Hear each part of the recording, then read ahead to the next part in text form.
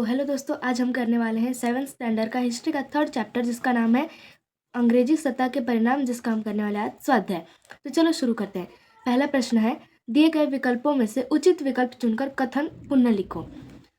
तो इसका पहला प्रश्न है, पुर्तगाली, डच, फ्रांसीसी और अंग्रेज भारत का बाजार अपने अधिकार में कर लेने के लिए सत्ता की होड़ में उतरे।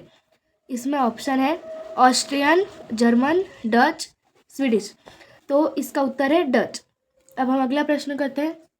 अगले प्रश्न में क्या दिया है, 1802 ईस्वी में डैश डैश ने अंग्रेजों के साथ सहायक संधि कर ली। तो इसका उत्तर होगा बाजीराव द्वितीय, जो ऑप्शन में है। अभी हम अगला प्रश्न करते हैं। जमशेदजी टाटा ने जमशेदपुर में Tata iron and steel company का इस्पात निर्माण कारखाना स्थापित किया। ऑप्शन में है जमशेदपुर, आंसर में भी जमशेदपुर। तो अभी अगला प्रश्न है, निम्न संकल्पनाओं को स्पष्ट करो। पहला है उसमें से प्रशासनिक नौकरतंत्र। उत्तर में है शासन चलाने में शासकों को उचित सलाह देने के लिए सरकारी स्तर पर जो व्यवस्था की जाती प्रशासनिक नौकरतंत्र कहते हैं। भारत में पहली अपनी सत्ता को सुदृढ़ बनाने के लिए अंग्रेजों ने प्रशासनिक नौकरतंत्र का निर्माण करवाया। प्रशासनिक नौकरतंत्र भारत में अंग्रेजों को प्रशासन का महत्वपूर्ण घटक और प्रमुख आधार स्तंभ बनाया गया।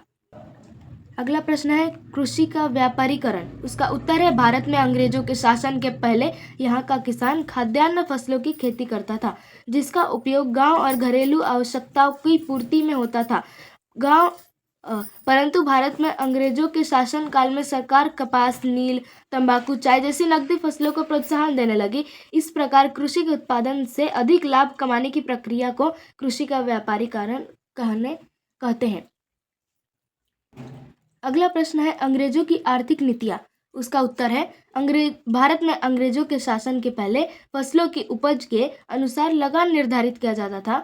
अंग्रेज इंग्लैंड की तरह भारत में भी पूंजीवादी अर्थव्यवस्था चाहते थे, इसलिए वे यहाँ की आर्थिक नीतियाँ में परिवर्तन लाए।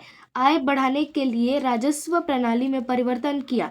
भूमि के क्षेत्रफल के अनुसार लगान निर्धारित किया गया। इससे अंग्रेजों को तो लाभ मिला, परंतु भारतीयों का बड़े पैमाने पर आर्थिक शोषण हुआ। अगला प्रश्न है, निम्न कथनों को कारण सहित स्पष्ट करो। जिसमें से पहला है, भारत के किसान कर्जदार बन गए। उत्तर, लगान नकद राशि के रूप में और निश्चित समय में अदा करना पड़ता है। निर्धारित समय के अंदर लगान अदा न करने पर किसान की भूमि सरकार द्वारा जब्त कर ली जाती थी। लगान नगद राशि के रूप में जमा करने के लिए किसान अपनी फसलों को जितना मिले उतना ही कीमत में बेचने लगे।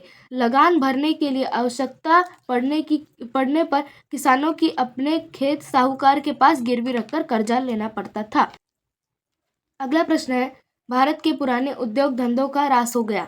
उत्तर, भारत से इंग्लैंड को निर्यात किए जाने वाले माल पर अंग्रेज सरकार बहुत अधिक कर लगाती थी। इंग्लैंड से भारत में आयात किए जाने वाले माल पर बहुत कम कर किया जाता था। यंत्रों पर तैयार होने वाले ये उत्पाद भारतीय उत्पाद की अपेक्षा सस्ते होने के कारण इनकी बिक्री अधिक होती थी। इन कारणों से भारत के पुराने उद्योग धंधे का ह्रास हो गया। अभी हम अगला प्रश्न करते हैं।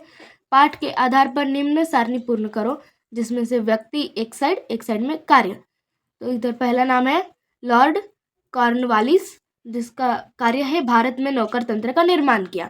अगला कौन है, लॉर्ड बेंटिक, सती प्रथा पर रोक लगाने का कानून बनाया। लॉर्ड डलहौजी, उत्तराधिकारी अधिक अस्वीकार करके सातारा का राज्य हड़प लिया। चौथा क्या है, William Jones, Asiatic Society of Bengal की स्थापना की। सो दोस्तों, आज हमारा इतिहास का 3rd चैप्टर कंप्लीट होता है। तो अगर आप सभी को ये वीडियो अच्छा लगे तो हमारे वीडियो को लाइक करें और चैनल को सब्सक्राइब करें।